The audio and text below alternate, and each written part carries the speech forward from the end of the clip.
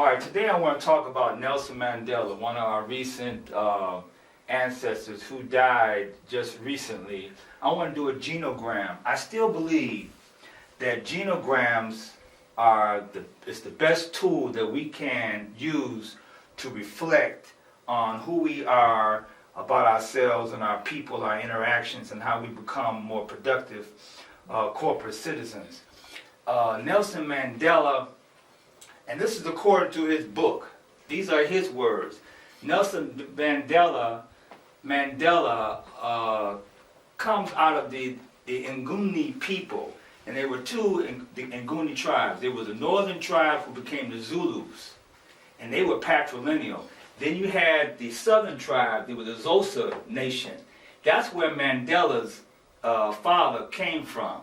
They came from the Xhosa nation. They were matrilineal, and they came out of the Thimbu royal house. They were the southern group.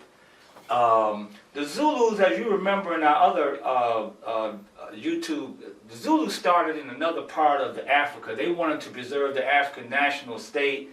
And if you want to understand African people, you got to look at the migration patterns within Africa. Africa is so big, if you don't like somebody, you just pick up and you just go to another part of Africa. They were natural nomads, they were natural builders. But back to Mandela, here you have Mandela, his father and his mother. Mandela's father had 4 wives. Wife number 1, wife number 2, wife number 3 was Mandela's mother, and wife number 4. Wife number 1 was called she came out of the Great House. This is where a lot of disputes in the royal family were resolved. Then you have wife number 2, she was the left-hand house. Then wife number 3, Mandela's mother, was the right-hand house. And then you have the support house. And all these 4 wives were close. That's why I got 3 lines between each one of these wives. All of this is implied in the book. Now, when Mandela's father got fired from his job, or the British took away his power, Nelson Mandela had to go live with, I think, wife number 4 in the support house. You can verify all this in his book, the first 3 or 4 pages of his book. But they lived in what was called a kraal. That's African communal living. No bridge card. You all heard about bridge card and welfare. They all lived together. Now, Nelson Mandela's father had 13 children by his 3rd wife. All right, so he had 9 girls. All of them are deceased. They were represented by the O, or the circle, and then you got 4 boys. 1, 2, 3, 4. Nelson Mandela. That's why you have 3 lines here. That's his mother. That's his father. Mandela was born in 1818. He was born, and he died in 1213. So his name was Madiba. That was his tribal name. But I was just fascinated by the fact that he come out of this royal house. And that's another whole discussion. That's another whole talk. But I put down here that all his brothers and sisters were very close. I put 3 lines between all his brothers and sisters. Again, that is implied in the book, because when his father lost his job with as a British advisor, stripped of his power, he had to go live with in this corral, and there was communal living. And he talks in his book about playing together, having fun. There was no, and he was really surprised. No such thing as a stepbrother or a stepsister. They were all brothers and sisters. None of that nonsense about this is my stepbrother, this is my stepsister.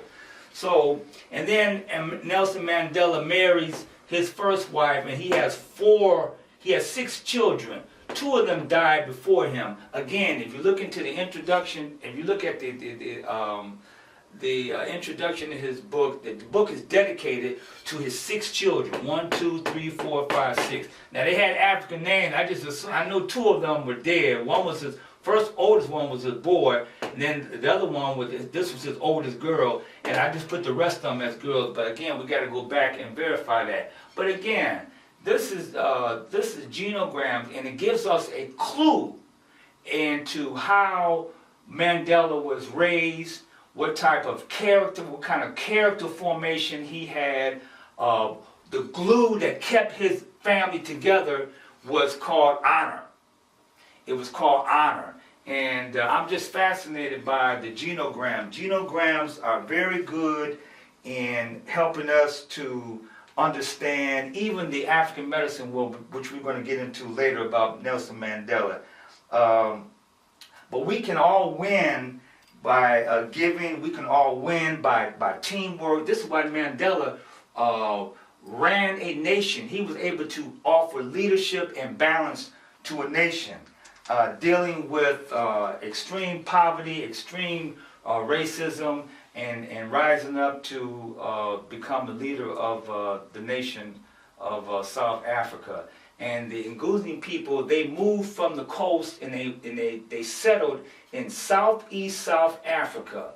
And they started in the 16th century. So that's just some little background history on Nelson Mandela. And as you know, Mandela came to Detroit. Go back and revisit that speech. He came with so much honor. Coleman Young put all that together, and it was a wonderful, wonderful event when he got out of prison.